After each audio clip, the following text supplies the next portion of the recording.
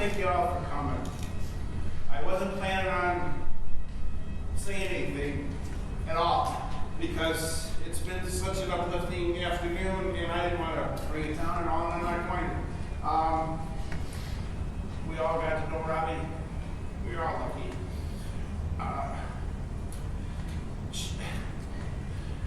Anything that I could say wouldn't even come upon, wouldn't even touch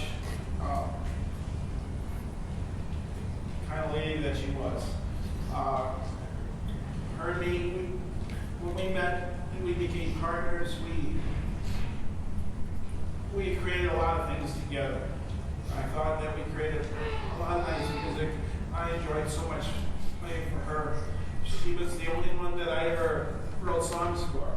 When I was young and trying to be a writer of all different kinds of things, I didn't know what I wanted to do. I wanted to write books.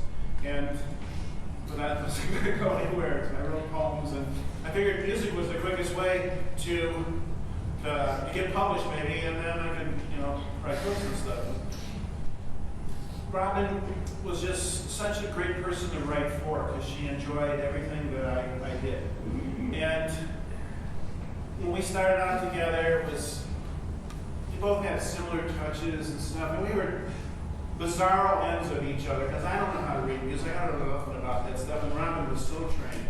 And I got to loosen her up, and she got to have some fun, and she enjoyed it. And I heard her talk 1,000 times about how important it was that she got to loosen up, and it changed in all the music we did. And then there was Scott. You talk about a marriage. The three of us, a song would get written, it get played, and these guys would just like take it and build on it and make it so nice. Okay, and it was such a pleasure to work and play. And I used to say, as the two best musicians that I got to be fortunate to work with. Because I did write a 3-chord song and they can make it beautiful. And then we made the kids, okay? And, they pride and joy, all those cliches and things. But Robin was sick for a while, and the kids rallied, and the four of us, we didn't anticipate having Robin for the last 4 months that we had her. And every day we were with her, we had a great time, and we got to do a lot of things, and we got to get married again, and kids got to be there, which was it was great. And that almost didn't come off, but we had to make it work, because we had this whole thing about we were going to go to the chapel, and we were going to get married down at the chapel, and it just, the timing and the cosmic problem was in the astrology. The stars just weren't going good that day that we were trying to do it. And so the thought was, look at each other, wherever we get married is the chapel, so let's just get married here in the hospital room, what the heck, And Nora had this great idea that we were going to go on a road trip. So Mom got all gussied up and put on her favorite hat and got her in a wheelchair. We went to her old floor, because by this time we were in the hospital.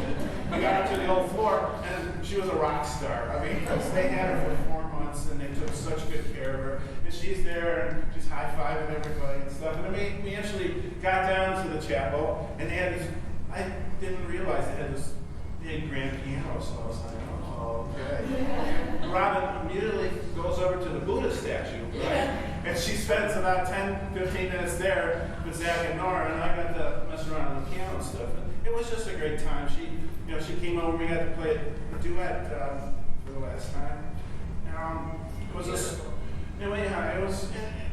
You guys were out there, and I'm sorry that you weren't, but it was a good time. Everybody that played today, I know it was hard for them to do, okay? I know when you feel for somebody and you're asked to blow into an instrument or sing into a microphone and your emotions can come and catch you, and it's hard for you to do that, okay? And I just want to let everybody...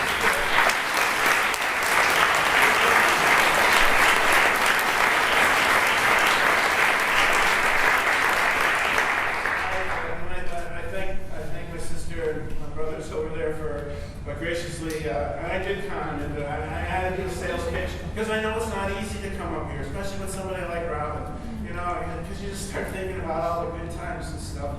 And, you know, you get like I'm getting right now. I wanted to also say that there's refreshments and stuff, and if you we sort of did something a little bit different. Sometimes people come up and they talk about Robin, okay? And we figured that there'd be a lot of stories and we could be here for days. So we've kind of got it set up that if you want to say something about her, we made this nice YouTube page for her that everybody worked hard on. And it's going to be her legacy. Right now there's probably 150 videos of Robin doing all kinds of stuff, okay? With the powwow little 3-year-olds, okay, doing class and singing songs, and I've got you ladies up there too, illegally. And there's all different kinds of things do, and it's all Robin magic, okay? And the thing I like to tell people as I pitch it to them is that only Robin can pull this off. There's a 2-minute bit where she's in a washroom in a Mexican restaurant in Milwaukee.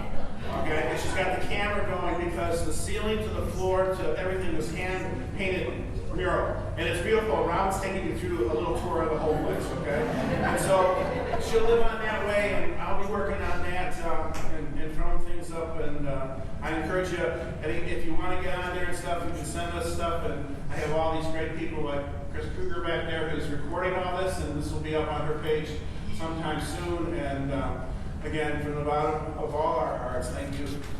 And I got through this. That's good. Okay.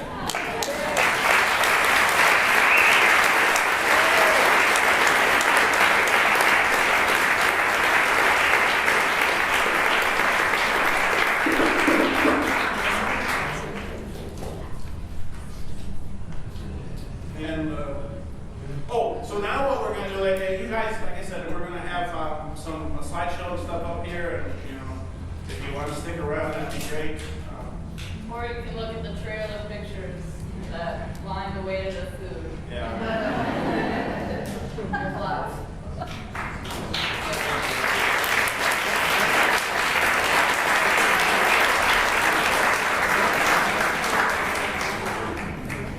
Am I holding anything? Okay, here.